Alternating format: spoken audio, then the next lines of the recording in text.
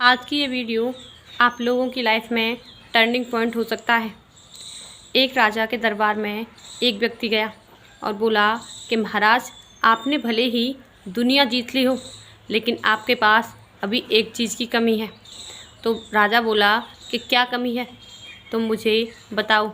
तो व्यक्ति बोला कि रहने दीजिए महाराज, आपके बस की बात नहीं है, क्योंकि वो चीज़ इतनी कीमती है कि आप उसे हासिल कर ही नहीं सकते। तो राजा हुए बोला कि वो कौन सी चीज़ है, तुम मुझे बताओ। तो व्यक्ति बोला कि महाराज, आपके पास अगर देवताओं के वस्त्र होते तो बहुत अच्छा होता। तो राजा बोले कि बताओ, देवताओं के वस्त्र मैं कैसे हासिल कर सकता हूँ। तो व्यक्ति बोला कि महाराज, यदि तुम मुझे अनुमति दें तो मैं आपके महल में 6 महीने रहकर वो वस्त्र आपको दिला सकता हूँ। तो महाराज ने आज्ञा दी कि इसके लिए 6 महीने महल में रहने का इंतज़ाम किया जाए और जो चीज़ ये मांगता है इसे सभी चीज़ें उपलब्ध कराई जाएं। तो राजा के मंत्रियों ने ऐसा ही कहा। उसने बहुत सारे आभूषण, बहुत सारे गहने मांगे। राजा के मंत्रियों ने उसे सब कुछ दिया। जब 6 महीने होने वाले थे तो राजा को लगा कि मूर्ख बना रहा है। तो बोले कि इस पर नज़र रखो और इसके कमरे में झांक कर देखो कि ये क्या करता है। तब वह उस व्यक्ति को वह बात पता चली तो वह बोला कि महाराज, बस 2 दिन रुक जाइए, 2 दिन बाद मैं आपको वो वस्त्र पहना दूंगा, और वैसे भी मैं आपके महल को छोड़कर कहाँ भागूंगा। तो राजा ने 2 दिन तक इंतज़ार किया और उत्सव की तैयारियां शुरू हो गईं।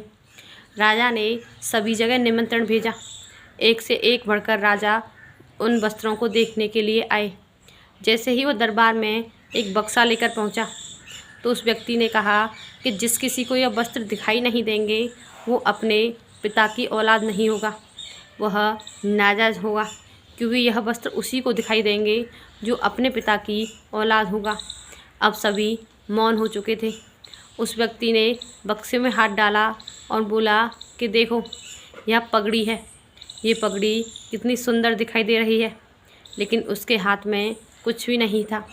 सभी लोग ताली बजाने लगे और बोले, वाह क्या सुंदर पगड़ी है। ऐसे ही उस व्यक्ति ने एक एक करके सभी चीज़ें निकाली और राजा से कहा कि महाराज, आप अपने कपड़े उतारकर कृपा करके इन कपड़ों को पहन लीजिए। राजा भी ऐसा ही करता गया। अब वह व्यक्ति बोला कि पूरे नगर में राजा आपको घुमाया जाएगा, पर आप चिंता मत कीजिए, जो संदेश मैंने इस महल में दिया है वही संदेश आपके पूरे राज्य में फैल चुका है।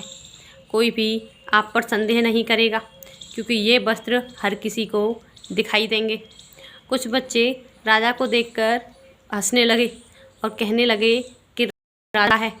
तो उनके पिताओं के द्वारा उन बच्चों को शांत करा दिया गया और कहा गया कि अभी तुम छोटे हो, तुम्हें इतनी समझ नहीं है, जब बड़े हो जाओगे तो तुम भी राजा के वस्त्र देख सकते हो।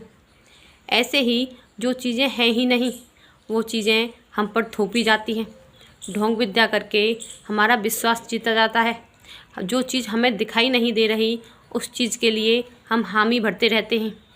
एक बात हमेशा याद रखना, आप जो सही है अगर उसी का साथ दोगे तो ज़िंदगी में बहुत आगे जाओगे। अगर अंधविश्वास में फंस जाओगे तो आप कहीं के भी नहीं रहोगे।